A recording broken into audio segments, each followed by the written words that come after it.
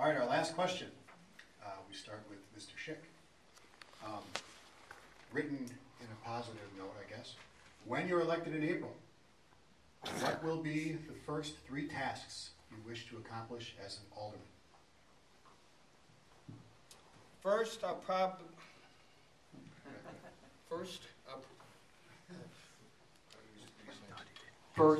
think I'll go to Little Cancun for, I think, some margaritas. Okay? That's the first thing.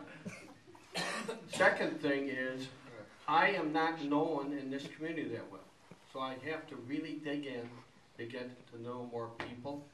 And I have to know a lot more history of the community, seeing as I just drew my papers, drew them in late December.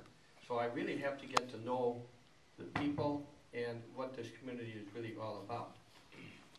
And the other thing is I do want to have, and I think my last thing is that my past has been filled with taking people into terrible places. And I've had to do it by team play. And I hope to bring to the organization, and I call it an organization, the city council, whatever you want to call it, an air, if you will, that the only way we're going to accomplish the thing I just talked about with our, as far as our getting some sort of sports facilities in, I do believe the only way we're going to accomplish it is by thinking out of the box and thinking as a team, and making sure our council meetings don't last for 4 hours over some of the most ridiculous things I've ever heard in the history of ridiculous. If I ever ran a meeting like that in the daggum military, I would be thrown right out of the office. So I think we need to do things as a team, and as far as I'm concerned, I think we can pull off everything we want to do with a little bit of work. Okay, next up. Ms. Wilhelm, when you're elected in April, what will be the first 3 tasks you wish to accomplish as an alderperson? Well, I think our most challenging task is going to be our budget. And I guess I'll do my best to tackle those financial challenges and by minimizing our impacts as the best we can. Hopefully the room you're sitting in here tonight will be available to you in the future, but that might not happen. Those are the things we might have to cut. So I think we're going to have to ask the people, if it comes down to cutting services, what exactly you want to see cut. I want to finish the outstanding projects that I've been working on. I have several different things, drainage issues, safety issues, road repairs, 51st Street, there's been a lot of concerns with that. We'll continue my communication with my constituents and listening to your concerns and continue to be a strong voice for you, and continue representing the people of Franklin by promoting responsive, accessible, and efficient city government. I'd like to find solutions to the constituents' issues and be fiscally responsible during these times. Okay, we come around to Steve Taylor. When you're elected in April, what will be the first 3 tasks you wish to accomplish as an alderperson? I guess just to name a couple, number 1 would be to continue to be responsive to the constituents. And, you know, I know my opponent took offense to some of my literature, but I was asked when I ran that they wanted someone more vocal and more assertive. Not to say that he wasn't assertive on certain issues, but the fact was, across the board, more visible. And I think I've done that. And I think I've been very accessible to the needs. I know there's a number in the audience today that have worked firsthand on projects that were sitting there when I came on board.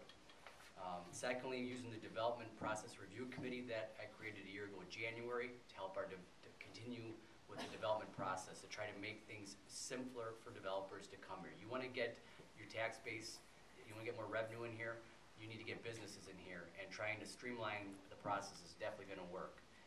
Being proactive instead of reactive. I've talked about some things that have made people a little bit irritated with me.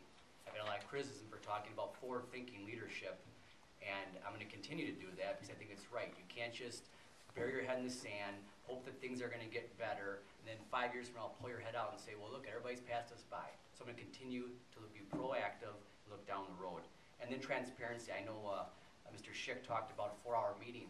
For the 3 months when I was sitting in the audience, when I was campaigning, those meetings were done in an hour and a half tops. very little discussion.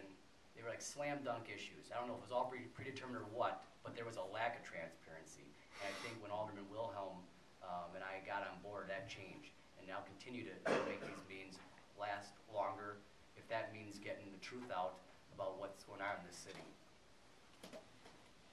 Okay, next, Mr. Kosevich. When you're elected in April, what will be your first 3 tasks you wish to accomplish as an alderperson?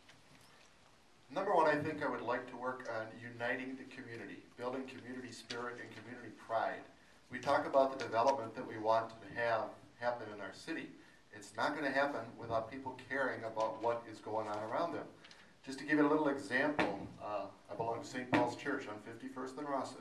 We're in the process of building a new church. Should be completed by Easter. And it's been quite an effort over the last few years to get the congregation enthused enough to get the money up front and take the loans out and start the building process going. Once you get things rolling, people get excited, they get enthusiastic, they see something happening, and they can really get behind it. And so if we're talking about trying to put together a community center or something like that, we need to build community spirit. You know, and as far as the council, and some of these meetings that run long, it isn't because they need to run long, it's because some people dwell on issues too long. It's not an issue of transparency as to what it was versus what it is now. So, you know, I'm not going to sit here and berate anybody, but I've been to a few council meetings over the last few months, and some of these issues just drag on and on and on. The same thing is said over and over, and some people have thin skin, and if somebody says something that disagrees with them, they start whining or pouting or get abusive verbally, and that's not what we want. We want professionals on the council, people who are mature enough to be even-tempered, to not sit there and yell at their constituents or resort to name-calling or whatever else goes on. You know, we want to be professional people up there.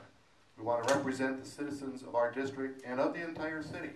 Every council member is one of 6. So what you say and do affects your particular district, but it also affects the rest of the city. You have 1/6 of the vote on anything that happens in the city, whether it's economic development or anything. So it's very important to be a team player. Thank you very much. Please vote for me in April 5th. He broke the, what was it?